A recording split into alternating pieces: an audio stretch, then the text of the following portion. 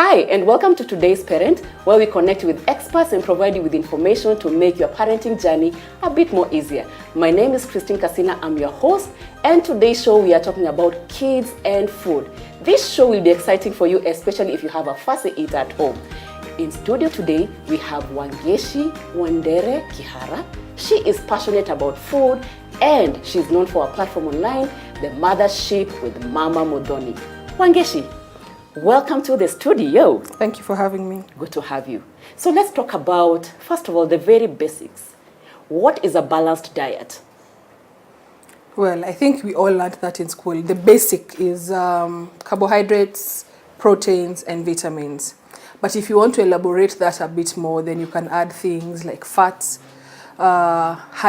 especially for kids, you need high fats and high ions, but healthy fats as well. You just can't add just random fats, but healthy fats. And dishes that are high in iron, because it's really easy for a baby, especially an infant below 1, to have iron deficiency. Okay. Yeah. So when it comes to matters kids and food, what kind of challenges do parents present to you? I think the biggest issue is fussy eating. Fussy eating. Fussy eating, and also what to prepare for their kids and what is age appropriate. Those are the two issues that I think most parents have. Okay. Yeah. When it comes to matters food, I'm just thinking like when we are pregnant and we're expecting our babies, does it affect their taste buds? When we start breastfeeding our kids, does it affect their taste buds? Definitely. A kid's taste buds and preference for food starts being created from the time you're pregnant. Right. So the foods you eat when you're pregnant, the foods you eat when you're breastfeeding, that taste and the flavor and whatever it is that you're eating creates the palate that the child will have and the preferences that your baby will have for food. So it's always advisable when you're pregnant and also when you're breastfeeding to have a healthy and balanced diet with a wide array of food. Okay. Yeah. So your preferences will affect your child's preferences. Yeah. So we'll find if a mother doesn't like, say, avocados, we'll find the kid will eventually, most likely, or maybe will not like. The biggest one actually is like something like protein, especially during pregnancy. You'll find if you have an aversion to protein when you're pregnant, your baby will most likely either not like meat or actually have an allergy for meat. Okay. Yeah. Something as simple as that. Okay. But there are things which also as a parent, if let's say you don't like avocados or you don't like courgette or you don't like eggplants and whatever, the way that you can make your child not have the same problem is even if you didn't eat it during pregnancy and during breastfeeding, when you're weaning, you now need to be able to say that even if I don't like eggplant, like for example, I generally just don't cook eggplant in my house. Right. But as a mom, if it's something that you think is healthy for your child and you'd like your child to eat, serve it. Just because you're not eating and just because you don't like it doesn't mean that you have to transfer the same food preferences to your child. That's a good you can point. make your child eat healthier than you eat. Right. Especially during the first 2 years, that's the biggest time that you have to influence how your baby eats. So the foundation you set it, especially within the first 2 years. The first 2 years of your baby's life. So from pregnancy to the first 2 years. Right. And from 6 months now, when you start weaning to 2 years, that's when your baby will explore the most. That's when they'll eat anything. Like anything you serve them, they will eat. After 2 years is now when they start becoming picky eaters. Right. And they start having preferences and saying, I don't want this turkey, sitamu, this is not what, Right. But the first 2 years is when you have the biggest influence. And after 2 years, when they start becoming picky eaters, whatever foundation you set during the first 2 years is what they will always go back to. Okay. So even if, let's say, they say, I don't want to eat this, at the end of the day, whatever it is that you set during the first 2 years, if you set high fat and healthy foods and fast foods, that is what they'll go back to. If you set that we eat cassavas and domas and healthy foods, when they are hungry and when they decide to eat, that is what they will go back to. Right. Yeah. So 6 months, we've talked about 2 years and below, but even before we get to 2 years, I know one of the major places where parents, moms especially, want to do a good job at is at weaning stage. So let's talk about weaning. What tips can you share when it comes to weaning, and how can moms and dads succeed at weaning? The biggest thing first is to decide what weaning method you want to use. We should start with actually, what is weaning? Weaning is when, assuming that you did exclusive breastfeeding, 0 to 6 months. So at 6 months, you're supposed to introduce complementary. The word here is complementary food. Complementary food. meaning that breast milk or formula is still the main source of nutrition for the infant Right. until the age of 1. So you introduce complementary food at 6 months. That is what weaning is. Okay. Generally, you'd start with 1 meal a day from 6 to 7 months, and then introduce a second meal. So between, you said 6 and 7 months. so Like 6 the to first 7 month. months. So you do your usual milk or formula, and then you introduce one solid a day. So it could be lunch or dinner. Or breakfast, whatever it is that you find Right. works best for you. Okay. And the amount of milk your baby takes should not reduce. It's a complementary dish. It is not a replacement of milk, Right. of breast milk or formula. Okay. At this point, your child still should not be taking any animal milk at 6 months. So that means packet milk. No. Right. Yeah. The nutrition of a child, or the growth of a child, is still highly dependent on breast milk at that point. Okay. And or formula, assuming that you're not able to give breast milk. Okay. So you give 1 meal, and then after 6 to 7 months, at around 7 months, you introduce a second meal. By around 9 months, 10 months, they should be on 3 meals. And by 1 year, they should be on 3 meals and 2 snacks. 3 meals and 2 snacks. Yeah. By 12 months, around 12, 13 months. Okay. And then now from 12 months, you're free to introduce your animal milks. If they are allergic to animal milks, then you can do your soy milk or almond milk or whatever it is. Right. Yeah, but before that, it should just be formula or breast milk. You know, one person I know for sure struggles with, or could possibly struggle with weaning, is a new mom, totally has no idea what to do beyond, you know, having done 6 months of breastfeeding, exclusive breastfeeding, or whatever they're complementing with. So for a new mom who wants to learn the best way or a system of how they can wean, how does it go? When do you introduce what? What's the best way of going about it? Okay, I just mentioned before that the first thing to decide is what method of what method of weaning you want to use. So what method of weaning you want to use? So there's traditional weaning, which basically means that you puree your food or you mash your food, and you give now that to your baby. Right. The other way that you can choose to wean is using a method called baby-led weaning, which basically means you don't puree and you don't mash and you don't feed your baby. What does that mean? You prepare the food. That's a whole other episode. Okay.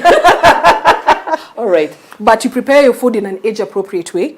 So, for example, at 6 months, you'd slice your food. So if it's an egg, you'd fry your egg and then slice it in lengthwise, yeah? Right. Or if it's a potato or whatever, you slice it lengthwise and you give to your baby to hold and feed themselves. If it's yogurt, you give them, like, there are special spoons that 6 months olds can take, and you can either dip it for them or they dip it for themselves. It's a very messy thing, actually. You know, you've raised a very important point. So by the time a kid is 6 months old, they need to start practicing feeding themselves. It depends, on the feeding method you use. Explain. With traditional weaning, you feed your baby. So you'd puree your food, you And take then your you spoon, feed. and you feed your child. With baby-led weaning, they feed themselves. You know, I can just imagine how forever that is going to take. It takes long. It's a mess. Yeah, and it's very messy. But it's a method I used. It's very messy. It takes a lot of patience for both baby and mom. And it's not a method that you now start worrying, has the baby had enough? Because at that point, food is complementary, right? Because they're having their milk, of course. They're still having their milk as normal. So if right. your baby was taking 1 liter of breast milk a day, they still need to be taking 1 liter of breast milk a day. So you really don't worry about how much they've taken in terms of food at 6 months. You worry about it later. But as the months go with baby-led weaning, the baby consumes more and they eat better and they stop throwing food more. And their coordination, their hand-eye coordination gets better. By 7 months, they'll eat better than they ate at 6 months. By 10 months, if you are slicing lengthwise like in a finger, by 10 months, you chop them up into small sizes, because by 10 months, their pincer grip, which is this, has gotten better. So they're able to pick the small food and put it in their mouth. So it's just a different way of teaching a baby how to eat. With traditional weaning, a baby swallows fast. With baby-led weaning, a child learns to chew and then swallow. With traditional weaning, first they learn how to swallow and then they learn how to chew, maybe at 10 months or at 1 year. Although it should be at around 10 months when you start teaching your child how to chew. I'm wondering which one of these methods is better. There's none that's better. It's just dependent on you as a mom or a dad, and your personality and the personality of your child, and what you prefer and what you find to be easier for you. I found baby-led weaning easier for me because, I don't have to puree food in the morning and carry food to wherever it is that I'm going. I'd go wherever it is that I was going, and they'd eat whatever it is that was there. Okay. They start at 6 months, which is normally around 26 weeks, I think, 26, 27 weeks. Right.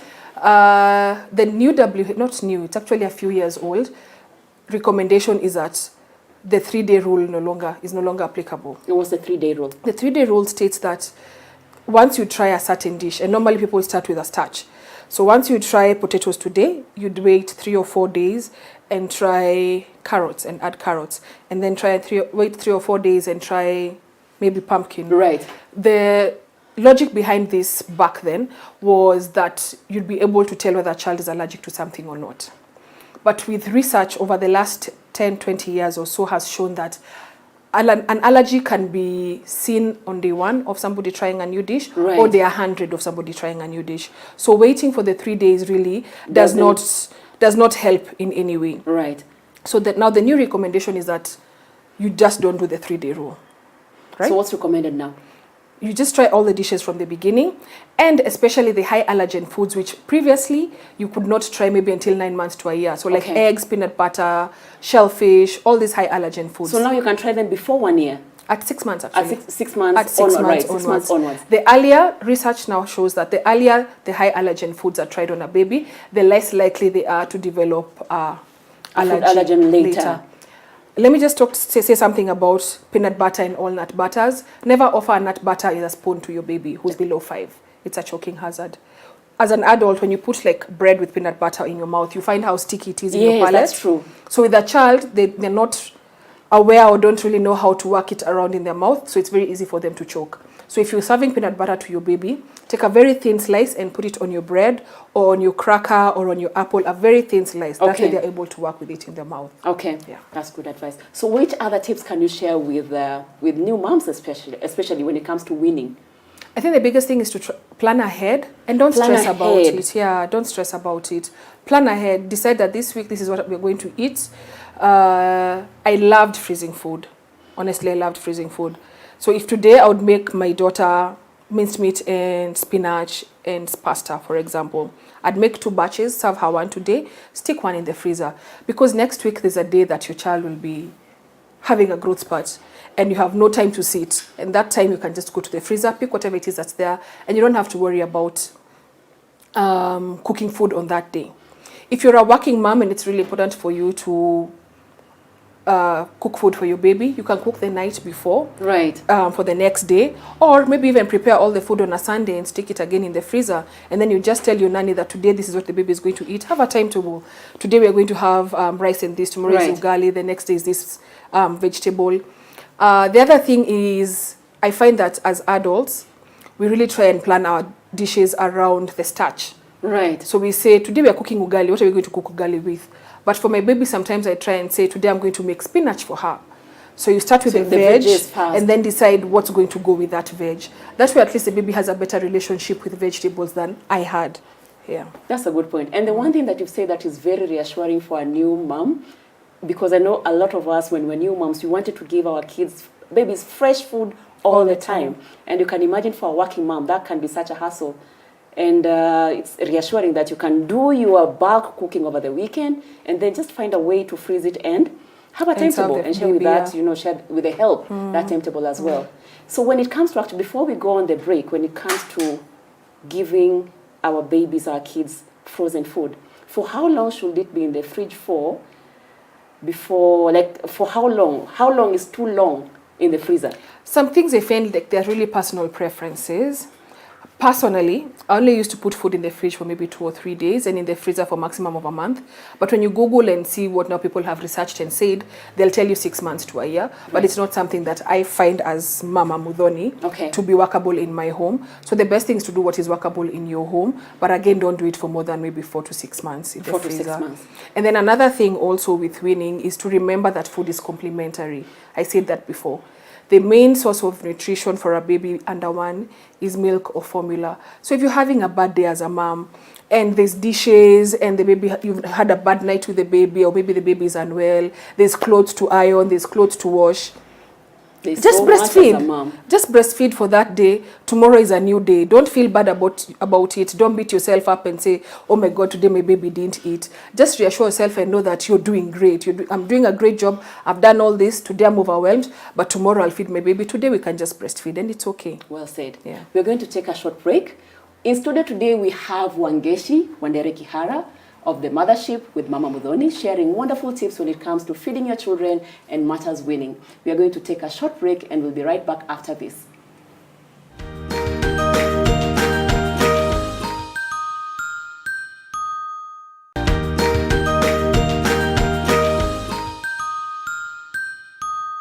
Welcome back to Today's Parent. On today's show, we are talking about kids and nutrition. And before we went on the break, we had a question that came in from Leonard in Kakamega. And his question is, what if my child has neophobia? What is neophobia? Neophobia is when your child has a fear of trying new foods. Wangeshi, what's your tip for Leonard in Kakamega? First and foremost is do not tire from offering whatever it is. Let's assume what you're offering is carrots, for example. So offer it and offer it and offer it and offer it even 100 times. Even when the kid refuses, the baby Just refuses, offer it. keep offering it. Just offer. At one point, hopefully, somewhere in the future, the baby will take. Another way you can do it is to let the baby play with the food. So for example, you've given rice and carrots. Okay, try and not mix if you know they don't like. Okay. So rice, carrots, potatoes and something, whatever. All those are starches. Anyway, it's an example. Okay. So there's carrots there. Tell them to build something with the carrots. So let's say you're building a tower, let's build a house with the carrots. They are likely to taste it if they're building and playing with it. You're not forcing them to eat. You're just telling them, let's play with it. Right. Another thing you can also try is to try and prepare this dish in a way that's similar to something else. Still working with carrots. So let's say they like fries. So normally you cut your fries in finger-like manners. So you cook fries today. Tomorrow, slightly deep fry your carrot. Tell them, oh, these are also chips. They are yellow chips. Right. So today they'll eat chips. Tomorrow you'll offer chips still. And then the next day you do chips, potato chips and a carrot chip. And then you tell them, oh, let's try this carrot chip. Let's see what it's like. If they taste it and they don't like it, just leave it. Tell them, okay, now let's build. After a few more days, again, do the same thing. Today we're making chips. Come and make chips. Tell them to help you chop. Also another thing, prepare food with your babies. It really helps. So get them involved. Get them involved. Come we cook chips. So you chop it up with them. Let them see it going to the fire, coming out. Try it. Then from there, now you've given potato chips and carrot chips. Then now, after a while, now you remove the potato chip from the mix and give the carrot still as a chip, assuming they've taken it as a chip. Right. Then from there, now you give it in the way that you'd prefer to give it. If you'd prefer to toss it in, let's say, butter or olive oil, or you'd prefer to just boil it, whichever way that you want to use it. After they've already eaten it as a chip, after that, now you give it in the manner in which you'd prefer to serve it. Okay. Yeah. Okay. And that works for anything. So even if, let's say, you want to do mashed potatoes and you want to give carrot as a puree, give them mashed potato, mash the carrot next to it, give a story about it, tell them to build a well with the carrot puree and to put soup or to put water and to see what will happen. Make it fun. Yeah, make it interesting. It's not a chore and it's not a must. Nothing. Whether they eat the carrot or not, it's not life or death. Just make it fun, make it interesting, and just don't tire and don't look frustrated in your face that they've not eaten a carrot and you. So they'll pick that energy from you. No, it's not a big deal. Oh, you don't eat, it's fine. Let's eat whatever it is that else I've served on the plate. Right. Yeah. So what other tips can you share when it comes to fussy eating for moms and dads out there who are fussy eaters? Prepare food with your babies. So number one, get them involved. Yeah, get them involved in terms of cooking. If you can also do planting with them, let them see the food grow, let them harvest. Like if it's a carrot, for example, it's very easy to grow a carrot even from a gonia thing. Let them take it to the kitchen, prepare the food. I think I've given all of them. Prepare the food with them.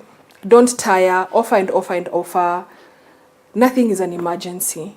If they don't want to eat, just leave them. They'll come back later. Set meal times. If breakfast is offered at 8, lunch is offered at 12 or 1, supper is offered at 6, let it stay like that. So structure is also important. Yeah, structure is very important. And if they don't eat something at 7, the next meal time is 10 o'clock. You're not going to come back here at 9 o'clock and say that I'm hungry. You wait for 10 o'clock, have your snack. If you refuse your snack, lunchtime is at 12. Because if you don't have structure, the other thing is that all your meal times are going to be pushed forward. So if a baby doesn't eat breakfast at 8 and then they eat breakfast at 10, it means they're not going to have their lunch properly at 1. Yeah. Because they're still full from breakfast, from which is late heavy. breakfast. Yeah. And then after that, maybe they know that they'll have a fruit or have a snack, then have yogurt. Then they won't eat lunch. So it becomes a whole, you're always trying to catch up, and the baby is always grazing through the day. The child does not know what it is like to be really hungry. Yeah. The child does not know that there's lunch and there's snack and there's dinner and there's all these times. The other thing is you need to know as a parent is your job as a parent is to decide what your baby is going to eat and what time they're going to eat. So you're the one as a parent who makes the decision. What to eat and what time to eat. What and what time. Your baby decides if they'll eat. You Never can't force. And never force. Yeah, never force. It creates a negative relationship with between food and... Yeah. Also try and give your babies choices. You're not really giving them a choice, but you're giving them a choice. Give us so an you example. decide, for example, it's snack time and I want to give a fruit. And the baby will say, Mimi, skule fruit. No, no, no. You tell them it's okay. Are you going to have a strawberry or a banana? Then they'll choose. It's them to choose. You already decided, but in their mind, they think it's me who's choosing. But already as a parent, you've decided. So they choose whatever it is that they want to eat. And when they choose and they know that it's within their power, it's easier for them to just eat because they don't feel like something is being forced down their throat. And they feel like the power is with them. Really, it's not. Again, whatever it is that you give them from the beginning is what will always be their preference when they are older. Structure. As in, whatever it is that you envision for your baby, just start with that at 6 months. Right. But then it's also never too late. Kids really like to copy. So if they say they want to have, like this useless snacks my daughter likes, they have nothing. Same as mine. Mine. I don't even think they have carbohydrates. As in they're useless. But she loves them. But good thing, she also really likes fruits and she'll eat cheese and all these other things. Again, because at 6 months, the structure I created and whatever it is I created is what she's always going to come back to. Right. Sometimes she'll say, oh, mommy, give me money, I go to the shop to buy. So she'll go and buy, and then she'll come back and find me eating an orange. And because I'm eating an orange, she'll eat an orange. So if your baby is 2 or 3 and unfortunately you are not able to create that structure at 6 months, just serve the food, eat, and tell them you're eating. And if they don't want to eat, they'll eat at some point. Because they really like to copy and they really like to do what mom or dad is doing or do what their caregiver is doing. And when they eat, and if it's something that's new, let's say they never eat oranges, but they always like to eat corn puffs, for example. So this time that they eat oranges, praise them. And kids love to be praised. Oh, wow, you've eaten oranges. You're going to grow up to be so strong. Look at you. Even your hair has grown now because you've eaten oranges. And tomorrow they'll remember that, oh, mommy was so happy or daddy was so happy when I did this. And tomorrow also they'll be able to do the same. I don't know how you can help parents when it comes to, and kids love, your fast foods. But how can we give them a foundation where that the only thing they don't think about over the weekends is that it's time for fried chicken and your chips and of course in moderation it's fine. Healthy food is fun. Then your baby will always want to have the healthier food that's tastier, that's more healthy, and that's more interesting for them. I think it's okay to have fried chicken and it's okay to have fries and it's junk, okay, right? to have healthy food and junk. If it's once a week, it's okay. You can't be working the whole week and again at lunchtime on Sunday you want to come and cook lunch and then still cook a healthy dinner. If it's not something that's within your power as a parent on that day, I think it's okay to offer in moderation, but also to teach your baby that it's okay to eat this, but this is finding a balance. Yeah, just find a balance and always just try and offer the better food and make it interesting for them.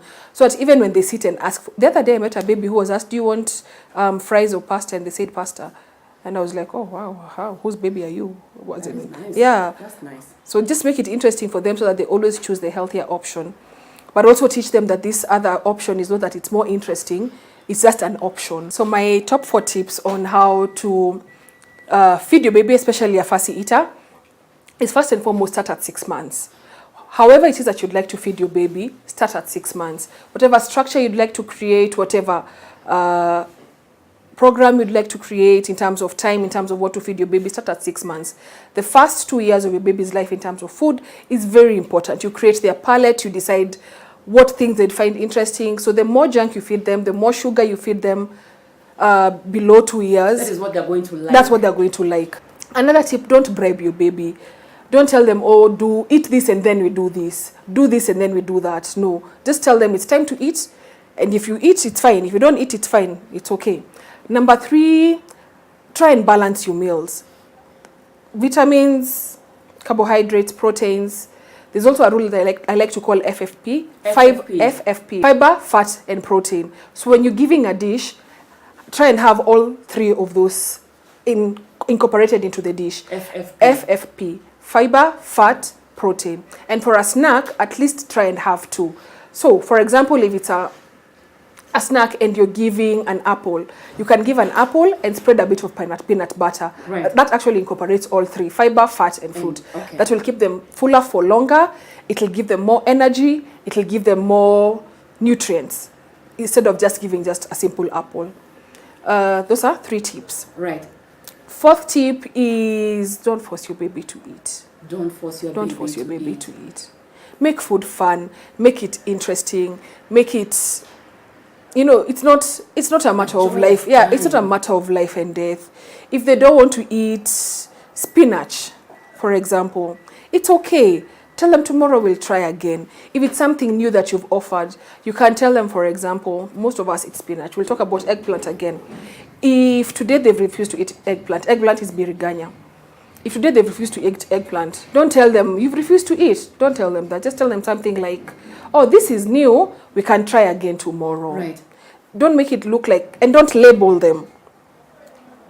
My baby is a picky eater. No, that's not my child. Because if you give them a label of picky eater, if you give them a label of mtoto wangu ukataa kukula, mtoto wangu anasumbua, and they start to hear, and they hear, and by the time they are 2-3 years, they've had it and had it and had it so much that they now start to own the label. And Milton is just a challenge. Mimi skulangi, just let it just be. It's open. It's nothing. There are no labels. There's nothing being forced. There's no emergency.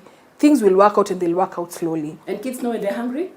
Kids know when they're hungry, especially if you create structure. But if mealtime is 8, if breakfast time is 8 o'clock and you give them breakfast at 10, then they won't know that they're hungry when it's time for lunch. Let them know how to feel hunger. Let them know how to feel thirst. That way they also create a better relationship with food because they know that now it is time to eat. And when you give space between meal times, it is also easier for them to eat better when that set meal time comes. And give water. Small babies also don't need water, a lot of water. That is between 6 months and a year, 40 ml to 60 ml is enough, especially because, again, I said before, food is complementary. Breast milk is still what they should be taking most of, right. And breast milk is generally just water. And with that, we come to the end of today's episode of Today's Parent. In today's episode, we were talking about healthy eating, how we can set a good foundation when it comes to healthy eating habits for our kids. And if you had fussy eaters at home, I hope you found this show to be very useful. We were here in studio at Little Cribs, the home of exciting, affordable, and durable kids furniture. If you're looking for parenting tips, including healthy recipes for your baby, head on to www.supermamas.co.ke. I have been your host, Christine Casina. See you next time.